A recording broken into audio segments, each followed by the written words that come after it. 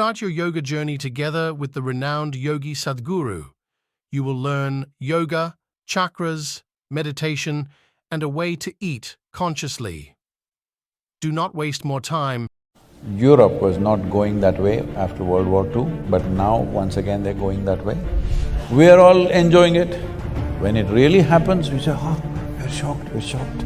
Without war, a lot of people cannot survive. If this one and this one does not solve their problems, the world's problems are never gone.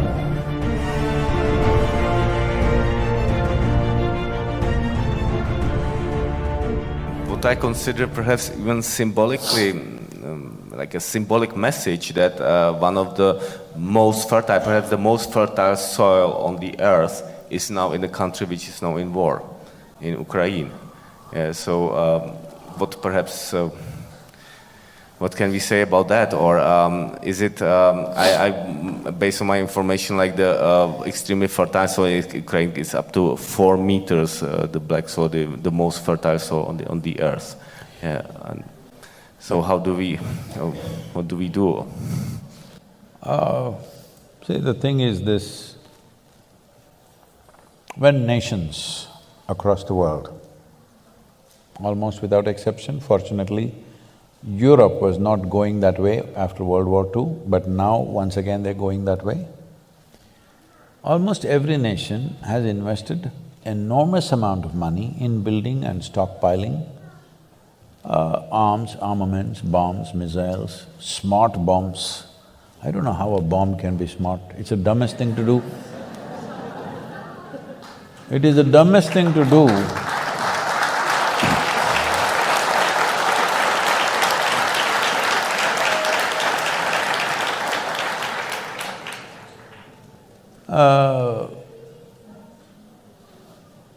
See, at least if I pick a fight with you with a sword or a stick or something, there is some crude animalistic pleasure attached to it. 1,000 people are sitting here, you just drop a bomb, all of them died. I don't know what is smart about that. I cannot understand this. But they are talking about smart bombs, where they're saying from 2 miles in the sky, they can drop the bomb into your house through the window. They're very proud of this. So this is not one nation, across the world, all right? So all of us as people, were we all thinking, all these bombs are being kept for entertainment, for display, or it's artwork, what did you think? One day it will be used. Yes or no? It has to be used somewhere. The question is on whom? The question is not whether it will be used or not. The question is just where and on whom, isn't it? So when it is piling up, we are all okay with it. In every movie, there is no movie without a bomb or at least a smashed face. We are all enjoying it. When it really happens, we say, oh, we're shocked. It doesn't work like that, life. This is why I'm telling you about the soil. Will you grieve after the disaster, or will you be that generation will turn the disaster around? This is all the choice we have, because this is our time on the planet. How we do our life is our life, isn't it? So, wars are almost inevitable because economies are built on war. Without war, a lot of people cannot survive. The largest industry on the planet is arms and armaments. How will you not use it? If I am making guns and bullets and I sell it to you and you don't shoot a single bullet, I'm disappointed with you. Hello? This happened, I was at the World Economic Forum. At that time, the Sudanese war was going on, terrible war. Over 2,600,000 people died, out of which 50% were children below 6 years of age. Can you beat it? 130,000 children die in one war. So, at that time, some, movie stars and others are going there and carrying one, an African child is always a trophy. You carry this child and take photo ops and all this is happening. And they showed a video where all these militants or soldiers or whatever you want to call them, they're just going in these pickup trucks, simply shooting at the sky, okay? I said, see, these guys, if I have a fight with you, at least I need to shoot you. If I'm shooting the sky, that means I have abundant supply of bullets, isn't it? Abundant supply. Otherwise I won't be shooting the clouds. If I'm fighting a war, when I shoot, I want somebody to die. Yes or no? Hello? I'm not going to shoot at the sky, but they're shooting at the sky with automatic weapons continuously. I said, see, somebody is supplying them plenty, all right? Otherwise nobody will shoot at the sky. I said, there are 62 industries in the world who manufacture that caliber of bullet. I will give you the addresses. Will you go and lock them up?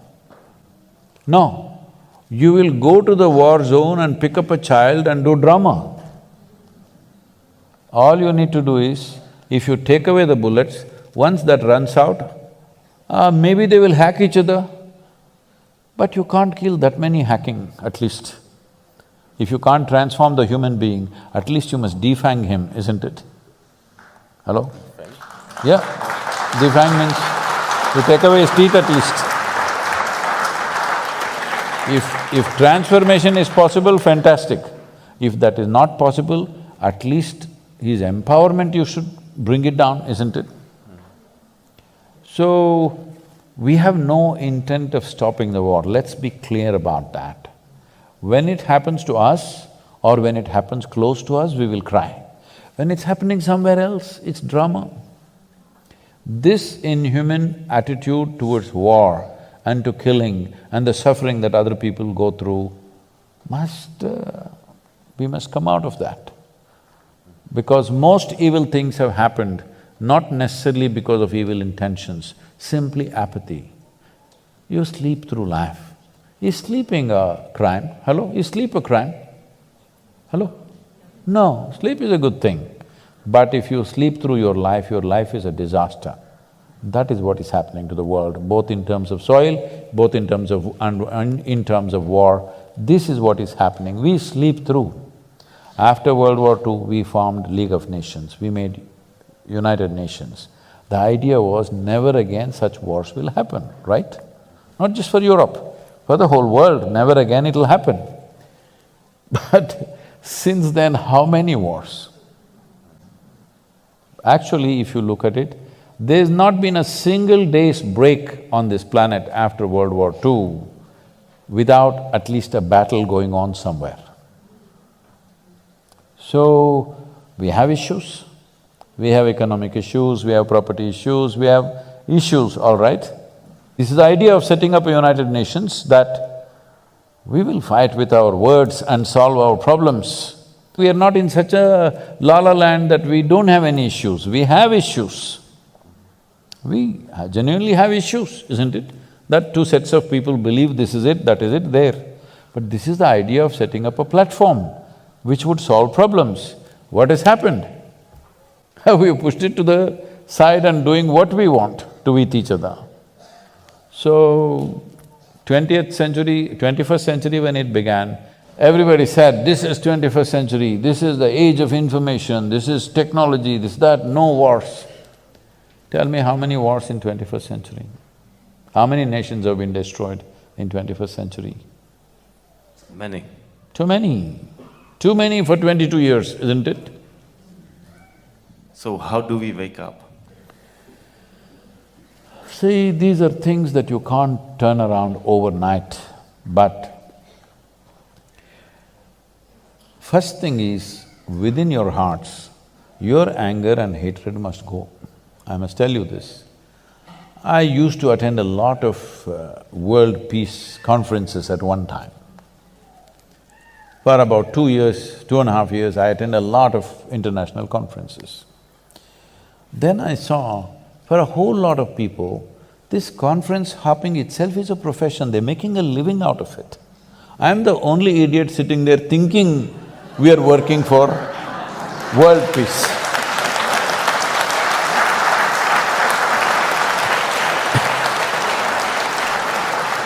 So I was in a very prominent conference, 42 Nobel laureates were participating and a few ex-heads of state and all that stuff. Because when they're head of state, they will do war. After they retire, they will talk peace. This has been the way of the world. So, I was here and this is the third day afternoon. One particular Nobel laureate, it's his turn to speak, and after that I'm speaking. So he came up and this podium is a little exposed, a proper big podium, the wooden thing. So he went and stood behind that and he opened his file. He looked down, he never lifted up his head up. He read 42 pages. And I was sitting in the front row trying to grasp every word. I'm watching every page. 42 pages he flipped. Then I look around, the hall is absolutely peaceful. Because everybody, except the security and a few staff who were standing, everybody has fallen asleep. Then I thought, this is world peace for sure.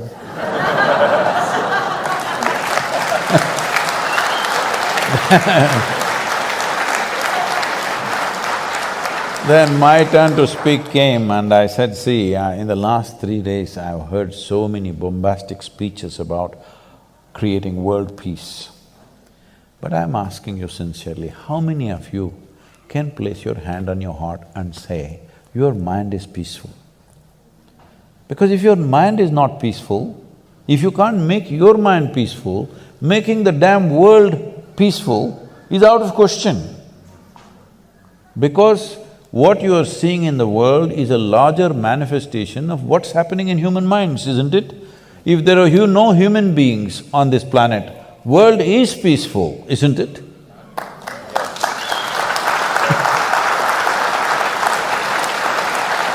then I inquired why in the afternoon session everybody has fallen asleep uniformly.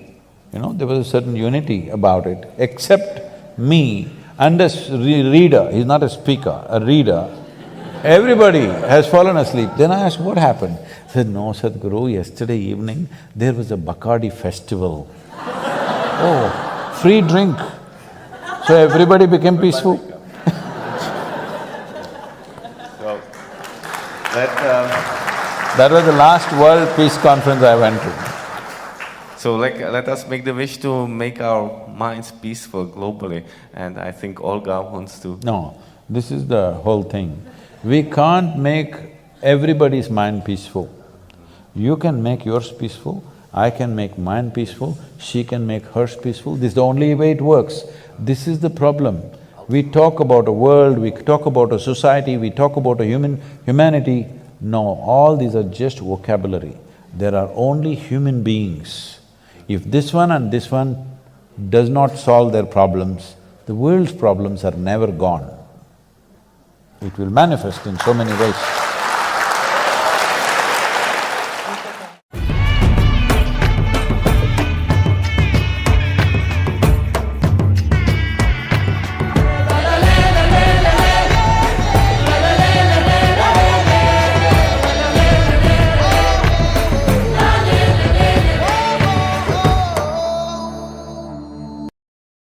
You can incubate a lot of either negative things or positive things in sleep.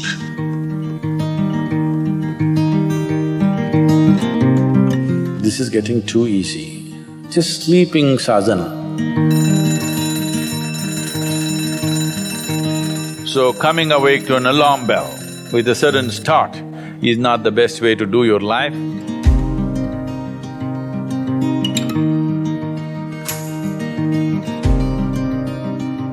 How many of you find that one day morning when you get up without any reason, you're just feeling ugly for no reason?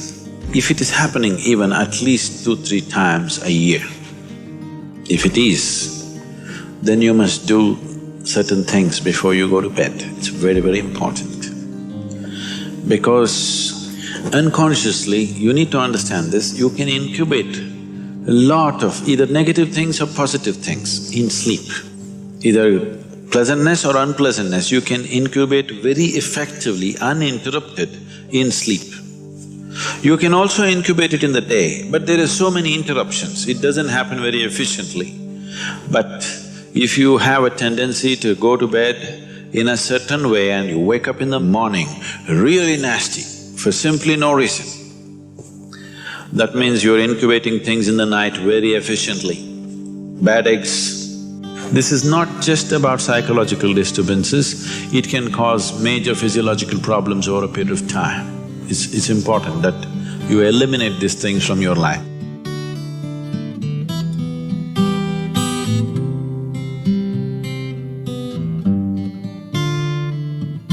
So, before you go to bed in the night, there are certain things that you need to take care of.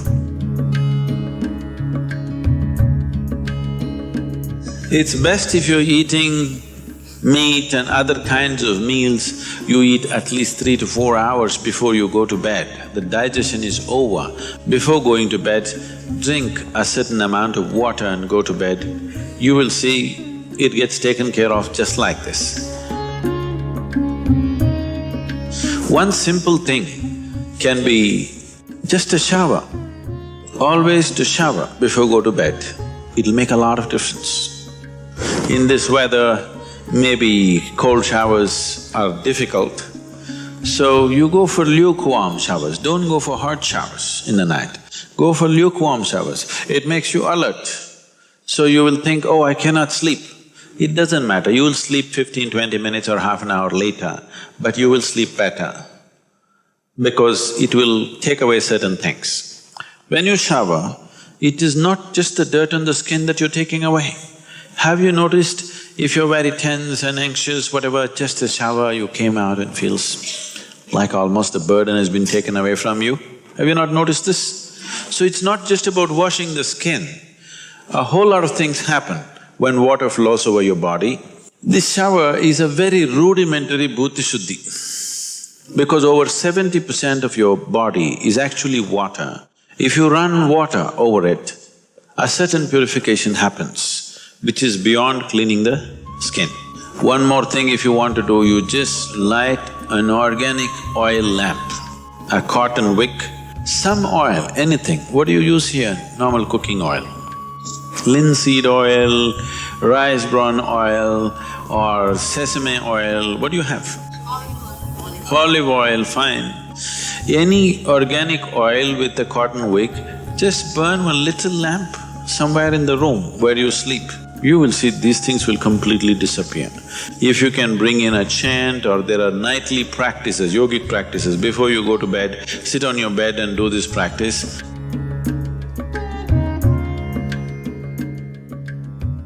Do you know, if you live for about 60 years, on an average, most human beings are eating anywhere between 1100 to 1400 tons of food. So that means even what you think is my body is not this, it's changing every day. New input is happening and old things are going away. So 1400 tons, you don't have to carry that much of weight right now. So obviously, what you have as a body right now is just a transient amount of food and soil, isn't it? Hello?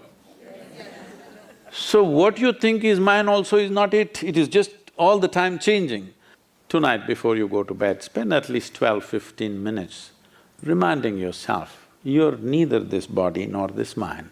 Just lie down and just remind yourself, this body is not really you.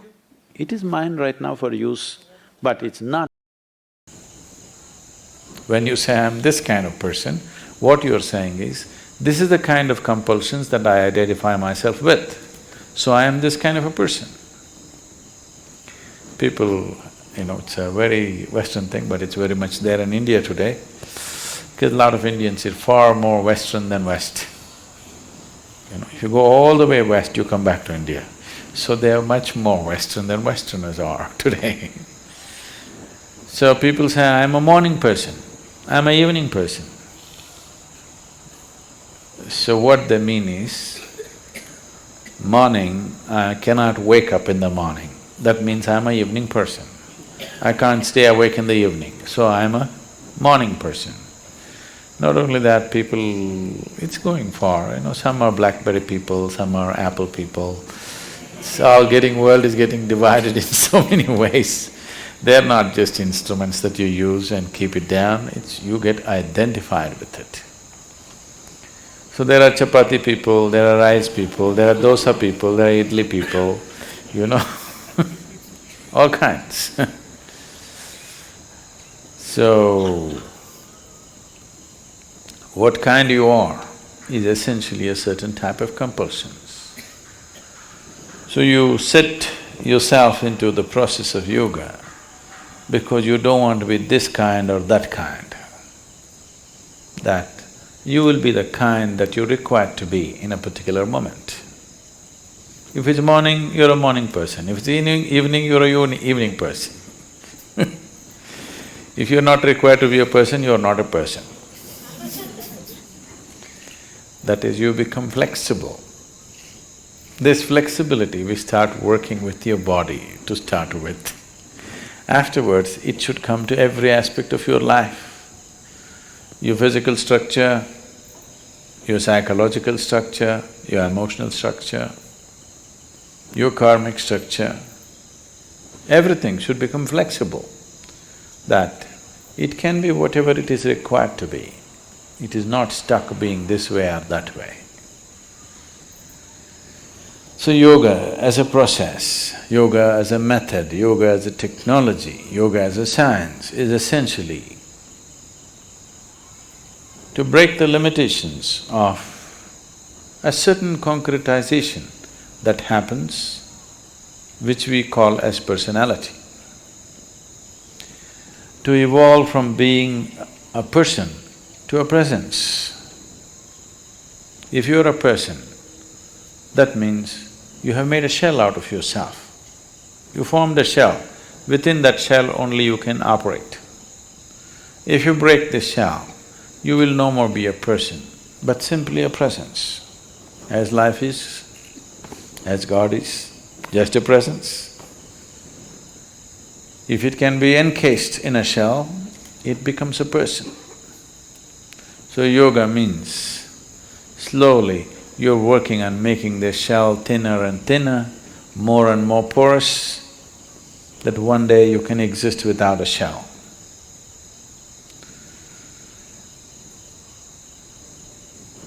So essentially, in your experience, yoga means morning,